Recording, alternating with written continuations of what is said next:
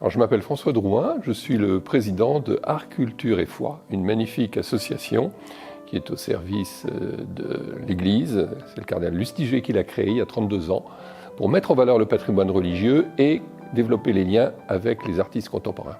Chaque année, nous organisons des conférences au Bernardin pour permettre aux gens d'approfondir à la fois leur foi et leur connaissance de l'art. Et cette année, nous avons choisi un thème tout à fait important, qui est celui de la représentation du Christ, les images du Christ dans l'art. C'est un problème qui s'est posé aux artistes de tout temps. Comment faire pour représenter le Fils de Dieu fait homme? Parce que ou bien on choisit une divinité, et une divinité c'est invisible, ou bien on choisit un homme, c'est pas tout à fait ça non plus. Nous avons fait un cycle qui est de 6 conférences qui permet d'explorer le sujet. Et par exemple, moi personnellement, j'ai appris qu'on ne traitait pas les choses de manière semblable en Occident et en Orient.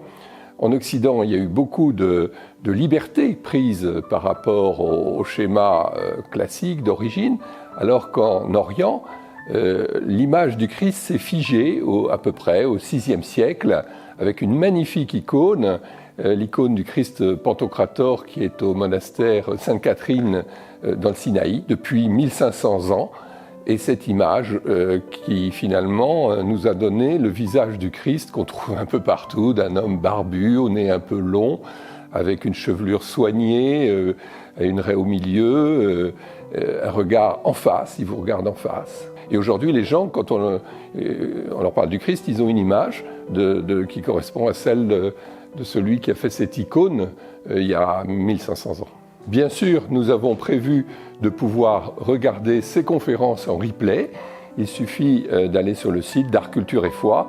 On vous guide, vous cliquez, vous avez le programme et puis vous inscrivez sur l'une ou l'autre des séances ou sur le replay. Alors bien entendu, ces conférences sont ouvertes à tous. Elles coûtent 10 € pour ceux qui ne sont pas membres d'Art, Culture et Foi, mais elles coûtent 5 € pour ceux qui en sont membres. Et puis, il y a une gratuité pour les chômeurs, les étudiants.